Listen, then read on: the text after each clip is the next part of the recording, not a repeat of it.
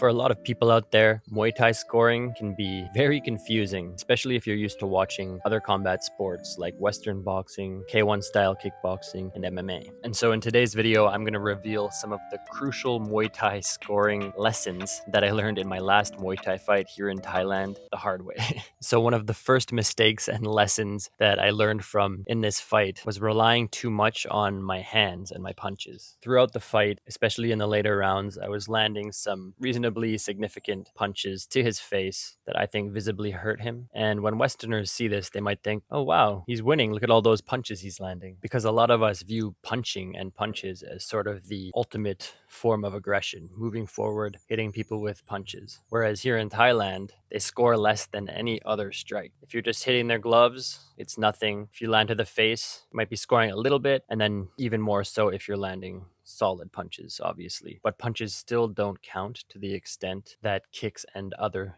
strikes like knees and elbows do. One of the most important things that I didn't realize until this last fight that I had here in Thailand was the fact that kicks to your arms score. Throughout the fight, he was spamming kicks to my body, and a lot of them I was just sort of going like this, blocking with my arms, going like this, blocking with my arms. I was like, oh, they don't hurt that much. Not a big deal. But in reality, in the eyes of the judges, he was scoring a little bit over and over again throughout the entire fight. Now, of course, they don't score as much as roundhouse kicks to the body that land like flush or body kicks that visibly move your opponent, but they definitely add up. Whereas in sports like K1 style kickboxing, you can land kicks to the arm all day long and they aren't going to score on the scorecards or in the eyes of the judges. And as it turns out, well, kicks to the body and the head score a lot. Leg kicks, on the other hand, don't score much at all, unless they have a visible effect on the opponent and move them or hurt them in a way that's obvious. Even though they are great for wearing down your opponent's dexterity in their legs, power in their legs, they simply don't score that much unless you use them correctly. Now, in this fight, I was using punches along with leg kicks more so than other strikes.